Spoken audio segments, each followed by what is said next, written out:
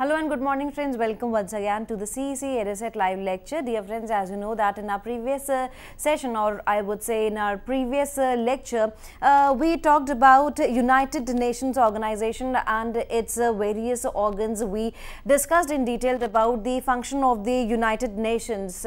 Dear friends, today also we would be continuing this particular lecture, this particular topic further, and would be discussing further, and especially we are going to talk about the special agencies of the United Nations as well as its other international agencies which functions throughout the world. And for this we have again with us in our studio Shri K.G. Dutt. Shri K.G. Dutt is a senior journalist. He has almost 50 years of journalistic experience, as well as I would like to tell you all that he is a media educator also. Currently he is a visiting faculty with the Institute of Mass Communication and Media Technology at Kurukshetra University. So dear friends, let's take advantage from his experience and try to understand once again the United Nations and its various special agencies as well as the other international agencies. So first of all, I would like to welcome our guest Shri K.G. Dutt. Hello sir, welcome to the EduSet lecture. And the way you used to deliver your lectures, I hope that all the students who watch us regularly would be benefited from your lectures, as Shri K.G. Dutt always says that he wants to give input to the students so that they could enlighten themselves with the knowledge. So sir, over to you once again. Thank you very much. Thank you viewers. Today I shall be discussing the specialized agencies of the United Nations and international agencies with political ramifications. Besides UNO, there are other international agencies also which has the same swaying influence on world politics as the United Nations Organization. NAM, Non-Aligned Movement, is one of them. Now, it is the largest group of developing countries after the United Nations Organization. The emergence of NAM on the world scene was the result of two power blocks which came into existence after the World War II. The humanity had witnessed a lot of devastation and loss of life during the Second World War. And after the end of Second World War, the world was clearly divided into two groups. One led by United States of America, second led by Soviet Union. Pacts like the NATO and Warsaw came into existence after that. Countries who were aligned to USA fell under the tutelage of NATO, North Atlantic Treaty Organization, and those who were supporting the Soviet Union were covered under Warsaw Pact. Now, these two pacts basically were military pacts. The countries who owed allegiance to one group or the other, they have to follow the dictates of the big powers who were responsible for creating NATO and Warsaw Pacts. There was a fierce ideological war between USA and Russia, now Russia, earlier Soviet Union, to attract more and more groups to their fold.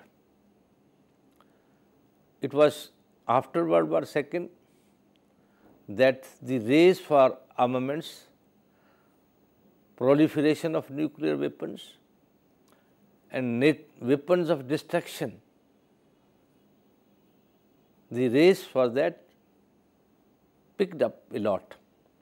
Both United States and Soviet Union were engaged in a fierce upmanship battle of collecting more and more armaments, strengthening their armies, getting the cooperation and active help of the smaller countries so that they may prove to be the overall lords or overlords of the world.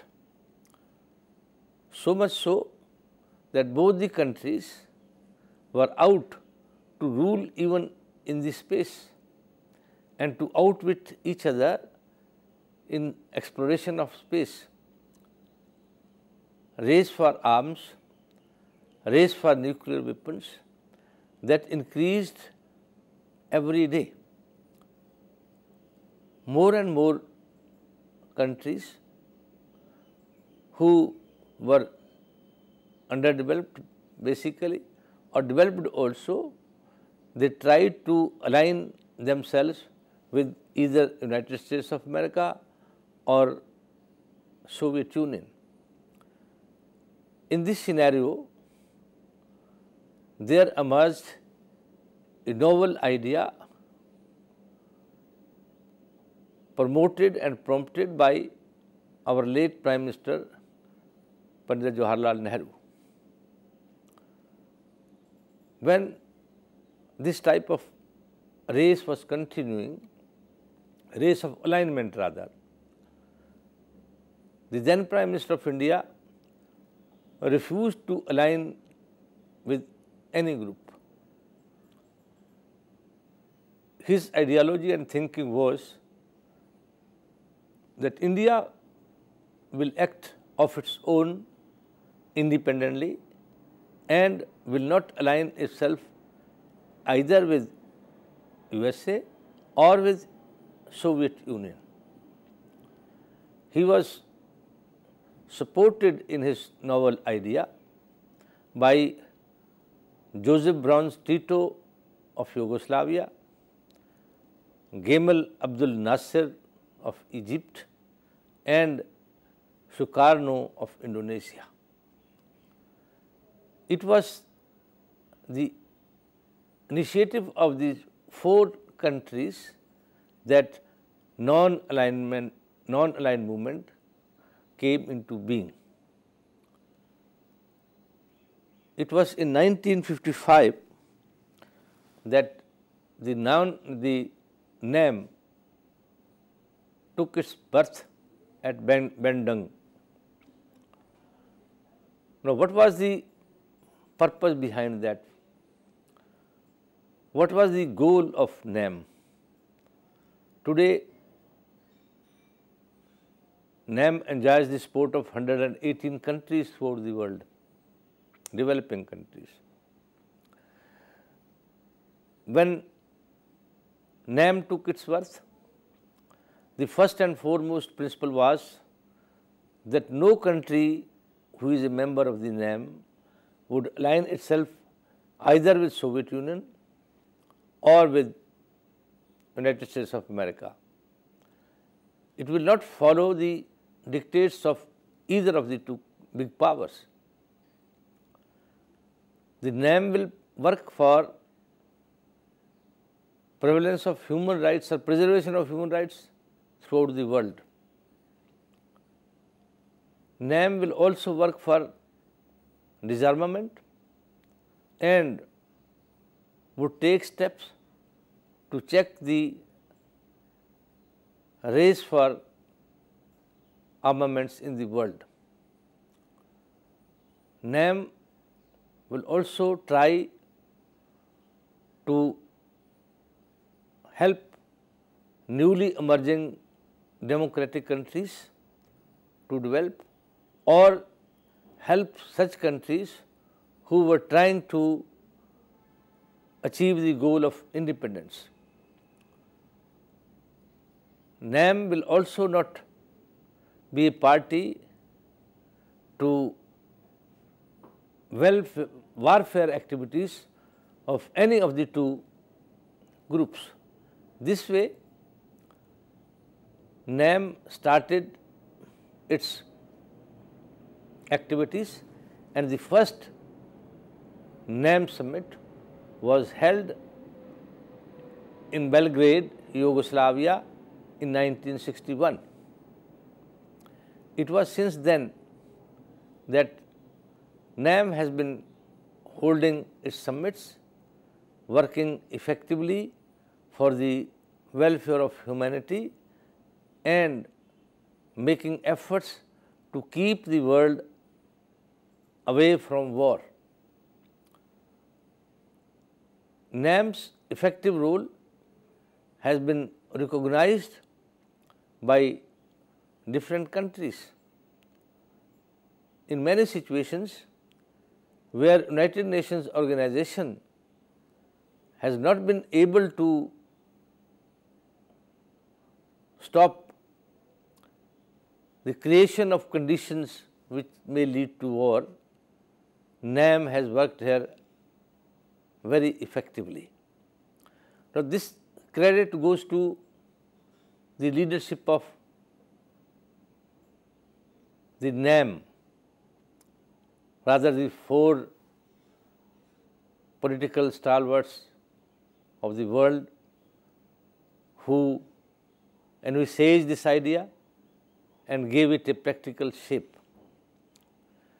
India was also lucky to host the NAM summit in 1983 when Indira Gandhi was the Prime Minister. In fact, the year 1983 was proved to be a hallmark in our democratic history, because not only the NAM summit was held in Delhi, but also the Commonwealth we meet was also hosted by India in 1983. So, NAM has worldwide political ramifications. The movement stands for establishment of peace, disarmament, and non-proliferation of arms, as well as strengthening the armies of the world and to respect the territorial integrity and sovereignty of all the countries. Now, the second important international organization after NAM is Commonwealth. Now, Commonwealth came into existence in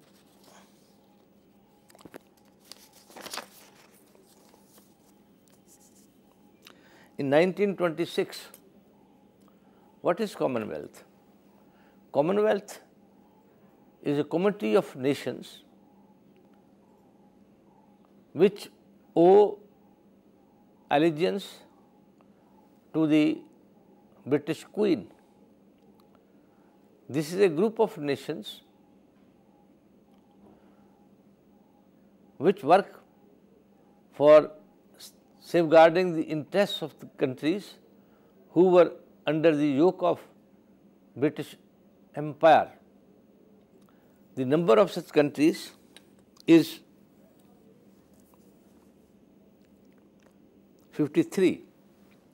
Now, what is the ideology of Commonwealth and how it came into existence and what is its present status? It was a common belief that sun did not set in Victoria's territorial regime. The Queen Victoria or the British Empire in the past or the colonial rule extended its hegemony over 53 countries. It was decided then that all of them should work together for safeguarding the interests of each other for keeping war away from these countries and for preservation of human rights, as well as respecting the sovereignty and territorial integrities of these countries. All of them paid obeisance to the British Queen, but some countries and considered British Queen as the head of their state or head of their countries. But some of the countries like India, Sri Lanka and Pakistan, they did not accept the sovereignty of British Queen. They elected their own independent presidents who ruled their countries and who were the heads of the state, these sovereign states. India has its own elected president. Sri Lanka also has its own elected president, and Pakistan also had its president and prime minister. There was one difference, big difference, that the ambassadors of these countries in other states were known as high commissioners, not ambassadors. That is the big difference between the Commonwealth countries and others. Now, the idea after the birth of Commonwealth was to work for preservation of peace amongst these countries. But if you review the situation and you analyze it, in many cases Commonwealth has not been able to live up to the expectations of its ideology. Take the case of India and Pakistan. Both are members of the Commonwealth. But despite that, we have fought 4 wars. The tutelar headship of Queen Elizabeth, or the aim and objectives of the Commonwealth had failed to stop these wars between the two countries. That's a sad story. Another important aspect of the Commonwealth was to promote trade between the Commonwealth countries, interstate relationships, intercultural relationships, inter-educational relationships. All these progressed a little bit, but Commonwealth has not played its role so far as effectively as it should have. India was lucky to host Commonwealth Summit in 1983. Every year there is a conference of Commonwealth heads of nations. The nations discuss subjects of mutual interest and take some steps to make life better for human beings in these countries. But Commonwealth has not been able to give any direction to these countries, those who are under the tutorship of Queen Elizabeth. Of course, they owe allegiance to the British Queen, but the directions of the British Empire no longer hold good in these countries. The Commonwealth has come to stay as a forum of discussion of the problems facing these countries, and it has not been able to find out everlasting solutions. Take the case again, I say India and Pakistan, we are still at loggerheads, despite the fact that we are members of the Commonwealth.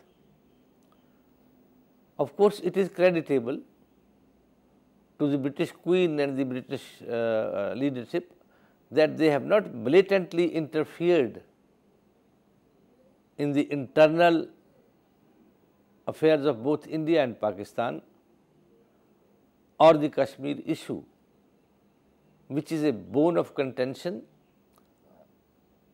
between the two countries. Now, I take the third international agency with political ramifications, that is the European Union. European Union was established in 1993 after the Maastricht Treaty, which was signed in 1991. Now, the European Union has a membership of 27 countries.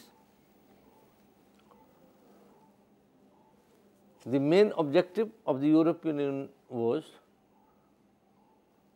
to promote the trade interests, the cultural interests, the educational interest, and the territorial integrity of member states. Another objective is to help the member states in case of war from other countries, to safeguard the sovereignty of these countries and to help them to raise their standards of life of their people. Besides, to work for the establishment of human rights there and to bring cohesiveness in the functioning of these member states on democratic lines. That was the basis of the European Union. Another was to strengthen the monetary system. Now, Euro has come to stay as the main money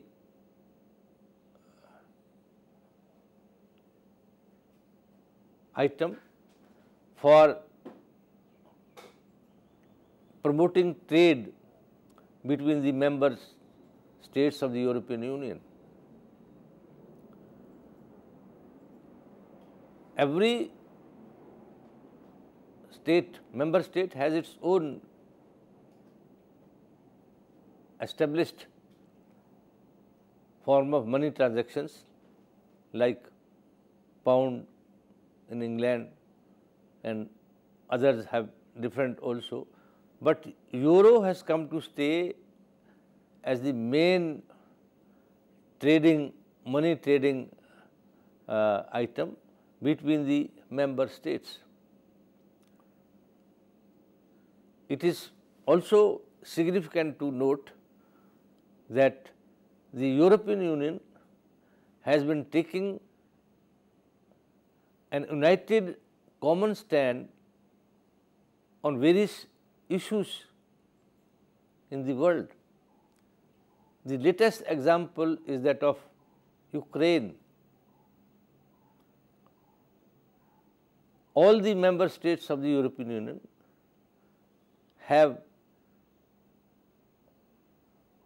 decided to raise sanctions against the Soviet Union, sorry, not the Soviet, but the Russia, because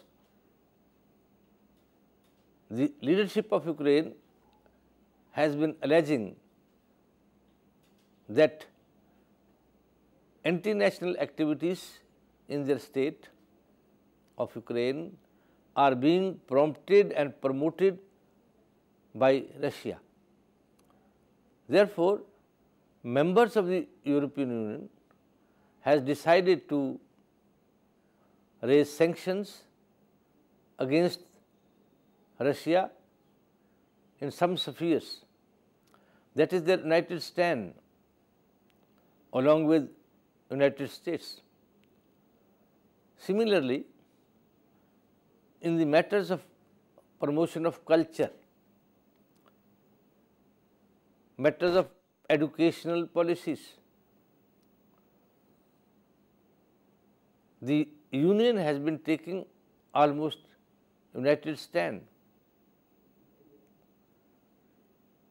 Again, in safeguarding the interests of the members of the European Union, they have been working together on different forums of the world to take a united stand on different issues which have been affecting the policies of these countries, and they have been able to keep internal strife away from such countries. So, this is a very important role which European Union has been playing in political as well as economic matters of these countries. European Union holds frequent meetings whenever any issue arises in different member countries. There is no blatant interference from one country into the domestic affairs of another country, and the atmosphere of bonhomie is created between the member states. Another important international agency which I am going to talk is SAARC. Now, the idea of South East Asia regional cooperation was initiated by Ziaur Rahman, President of Bangladesh, in November 1980.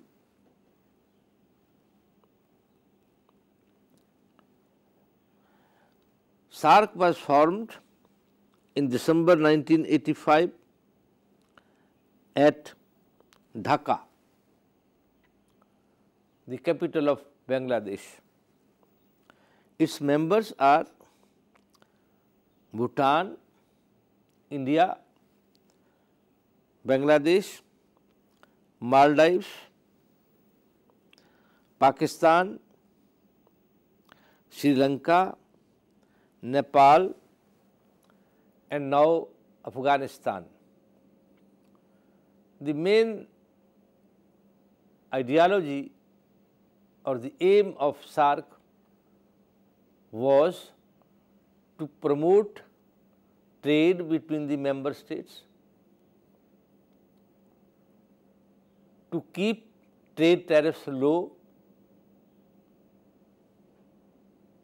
to promote goodwill, amity, and understanding between the nations of the member countries, and to ensure non-interference in the domestic affairs of SAARC countries. SAARC has also been holding annual meetings and discussing matters of mutual interest. Though there have been aberrations when at the SAARC summits also some members have tried to raise contentious issues, but the leadership of the SAARC has always tried that cordiality of relationship should be maintained between the member countries. Basically, the idea is to promote trade, to promote intercultural relations, to help each other in the field of education, infrastructure development, economic development, and try to alleviate poverty from the member countries. How far SAARC has succeeded in its aim is a question of discussion, but the effectiveness of SAARC could be considered from the fact that SAARC countries have not been functioning under the direct pressure or influence of the big political powers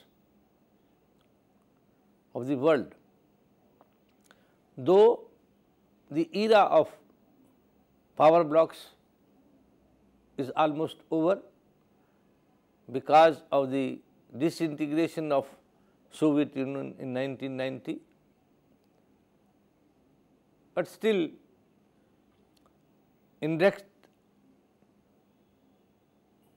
leg pulling from the superpowers, so-called superpowers also continues. SAARC is an effective effective body to check the hegemonistic ambitions or territorial ambitions of some states.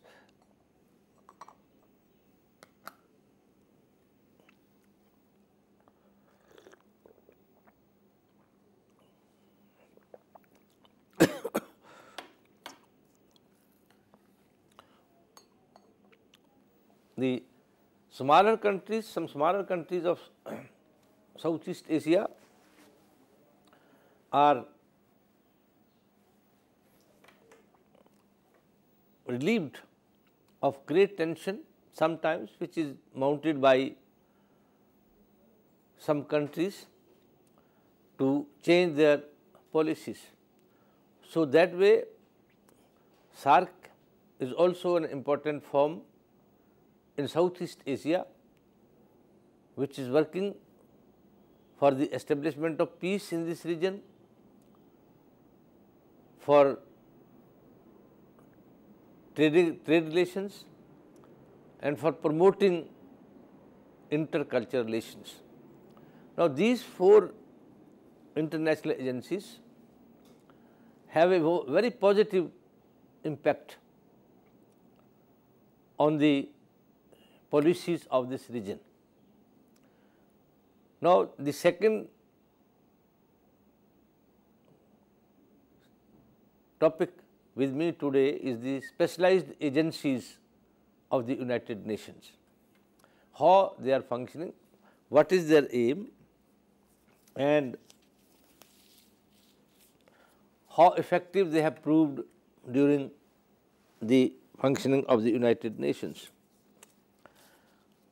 There are in all 18 such specialized agencies which are operating directly under the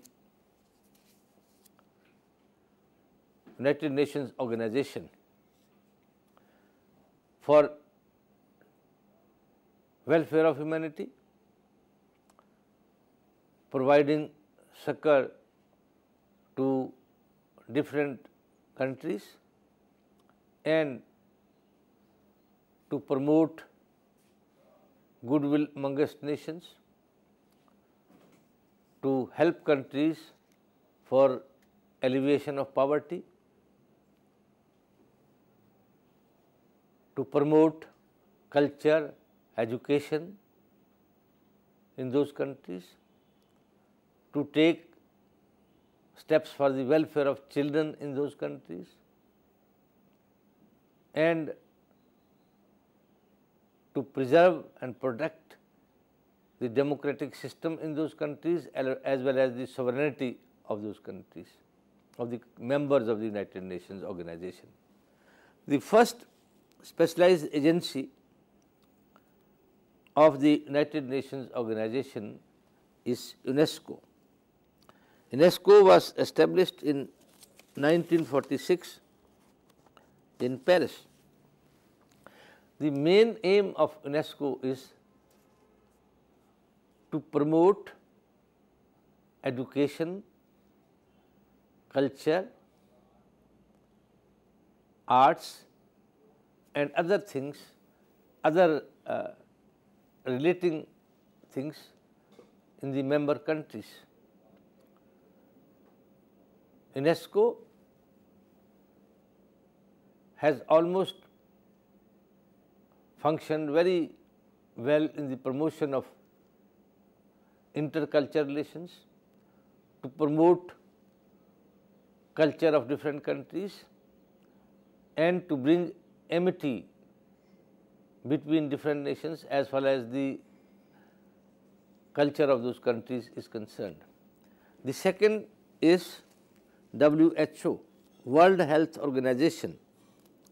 It was established in 1948 in Geneva. This body plays an immense role in the field of health and related activities. It promotes education relating to health in member countries. It promotes activities relating to health, check illness and deadly diseases in the member countries. It also works for the removal of ailments from humanity, and it provides both men and material to such countries where deadly diseases erupt or where there are natural calamities in which thousands of peoples get contagious diseases and they suffer. In fact, WHO is working to create uniform standards of health throughout the world, so that the health system in all the countries of the world are the members of the United Nations organization, member countries of the United Nations organization, have the similar pattern of treatment of deadly disease, availability of life-saving drugs at cheap rates, and scientific methodology to be followed by these countries in the treatment of deadly disease. That have been the role of WHO. It has been trying to establish a system where the education of medical students is updated and the system conforms to the needs of all the member countries and provides suitability to check spread of diseases, malnutrition, etc. Now, the third agency is the WMO, World Meteorological Organization, which was established in 1950 again in Geneva. The Meteorological Organization has played a significant role in providing data to the world to know in advance the status of weather in different parts of the world, to promote research in meteorology, and to provide facilities for advanced information on weather condition in different countries of the world. Now, it is with the efforts of the WMO, a number of member countries of the United Nations organization have been able to set up advanced information on meteorological or weather conditions in their countries. We can now get advanced information about the avalanches which come,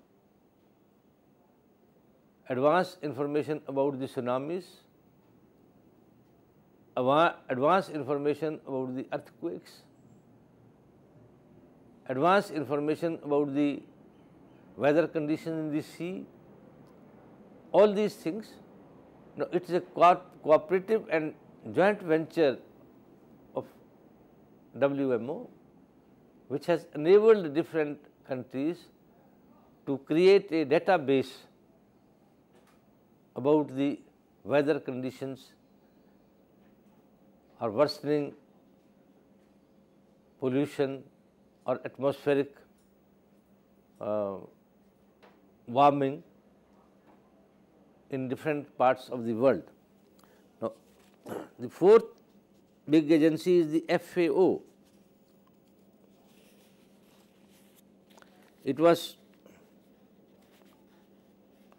It is World Food Association. Now, this was established in 1945 in Rome. Food and Agriculture Organization, FAO, International Food and Agriculture Organization.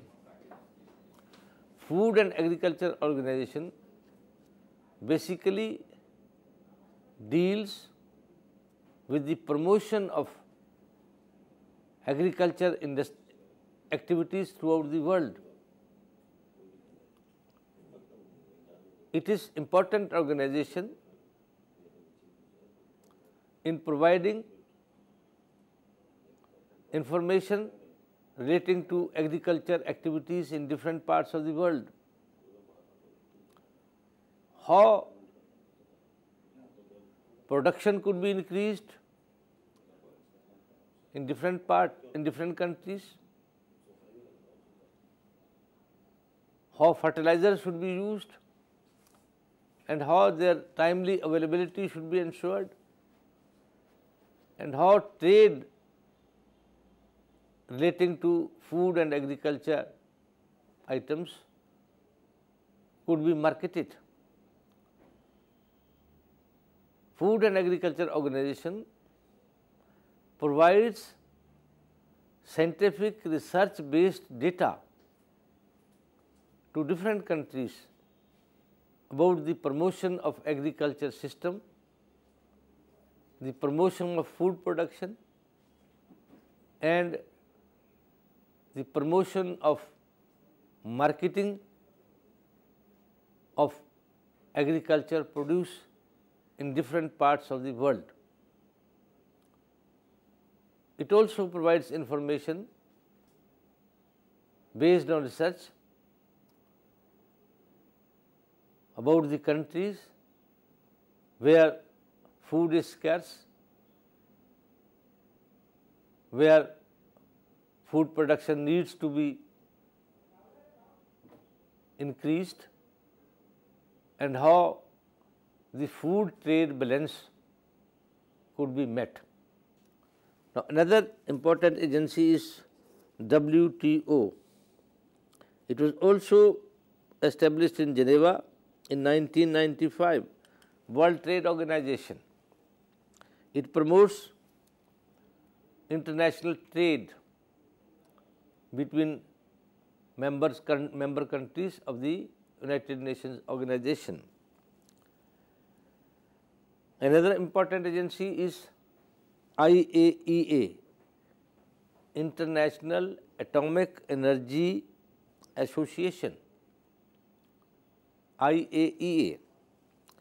It was established in 1957 in Vienna. This is a very important agency which works for the peaceful uses of atomic energy in the world. It stands against the use of atomic energy for warfare or the destruction of humanity. It promotes methods which could make atomic energy easily available for peaceful purposes in the world. And its main motto is to meet the energy needs of the world through atomic energy. And it stands against the use of atomic energy for war purposes in every way. Now, another agency is the World Bank. It was established in 1945 in Washington. World Bank is playing its paramount role in providing financial assistance to underdeveloped countries.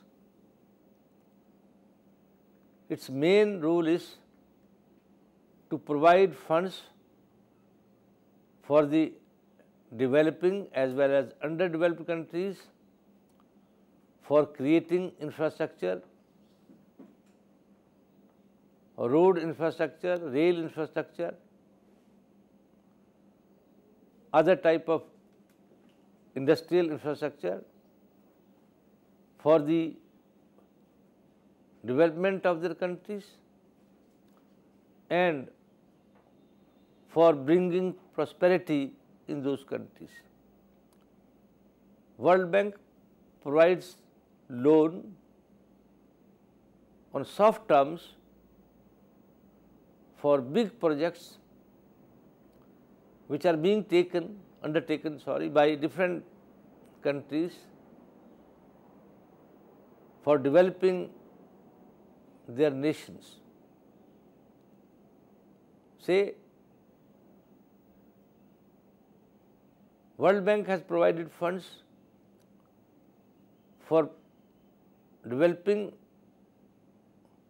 rail and road infrastructure in various countries. Even it has funded the road infrastructure in India also.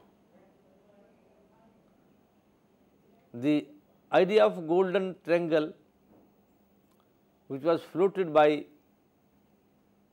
Mr. Atal Bihari Vajpayee for linking big cities of India, interlinking big cities of India through construction of roads, has also been funded by the World Bank.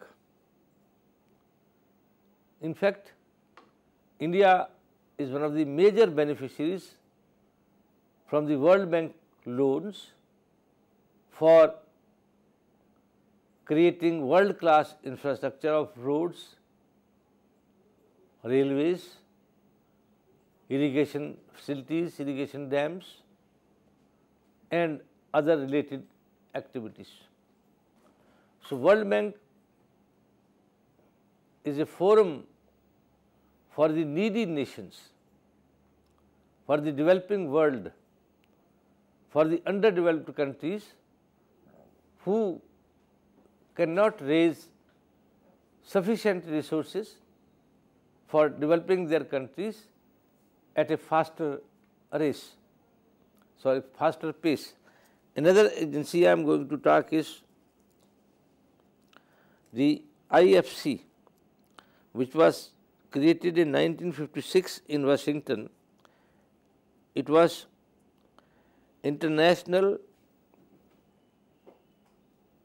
Finance Corporation. Now, International Finance Corporation basically does the same work as the World Bank is doing. This corporation also finances or provides monetary aid to those countries who are in need of funds for developing their countries. International Financial Corporation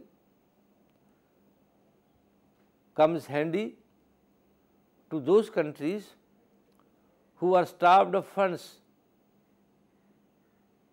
for creating a better infrastructure in their countries, because the fundamental idea behind this is that poverty cannot be eliminated from this earth until and unless every country has a sound base, a sound infrastructural base of communication, roads, health, education, railways, and air connectivity. The International Financial Corporation makes funds available to different nations for this purpose. Now, another important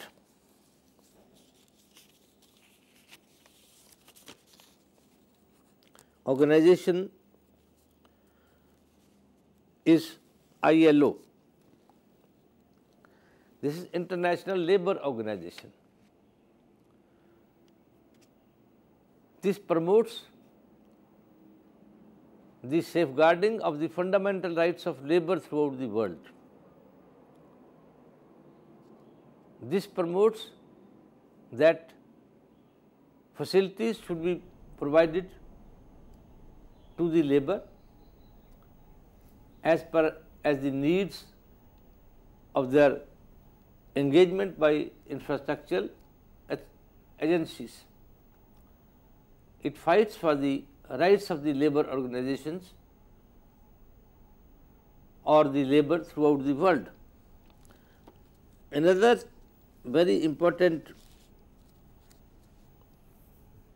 association of United Nations organization is IMF, International Monetary Fund. The Monetary Fund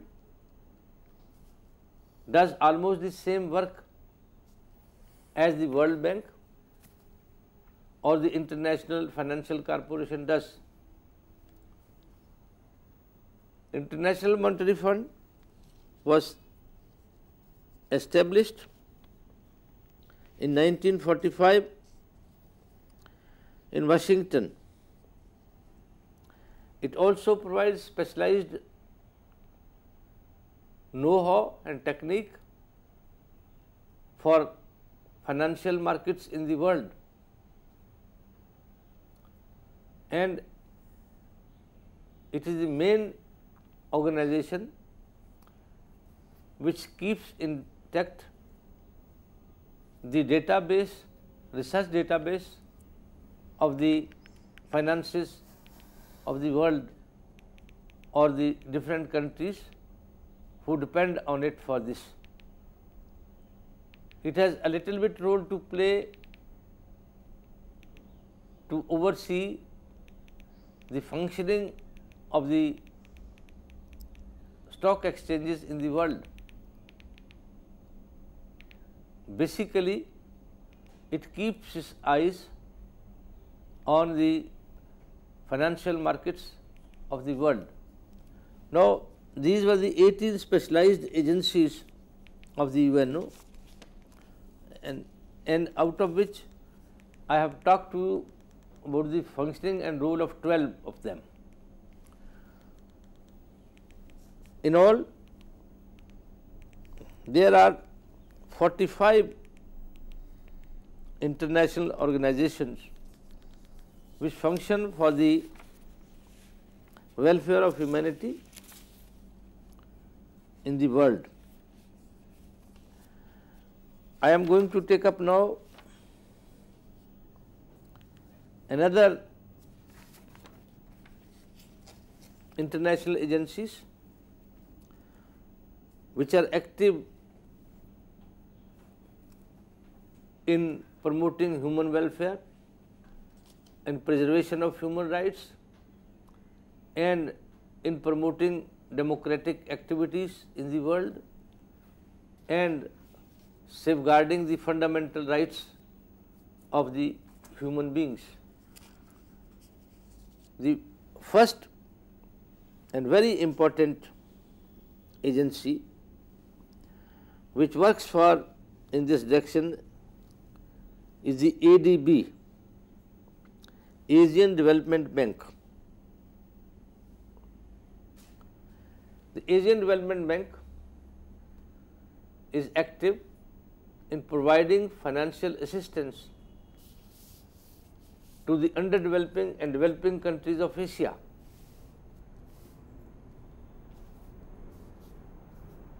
It has been providing not only financial assistance but also advice on different financial matters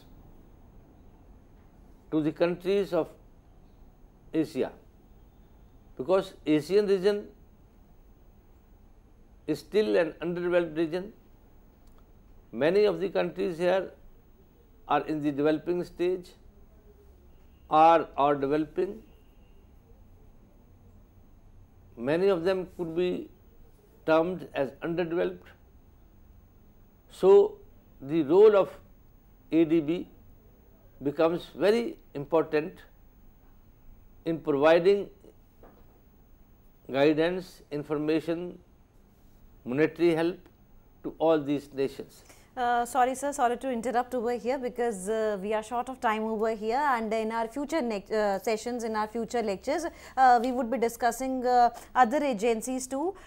With this note, I would like to thank you for giving your precious time, and as well as I would like to tell all students who might be watching us right now that you can mail us at info.cc@nic.in if you have any queries, so that the next time when Shri KG that comes, we would love to solve your queries. Thank you sir, thank you so very much. Thank you ma'am, thank you viewers.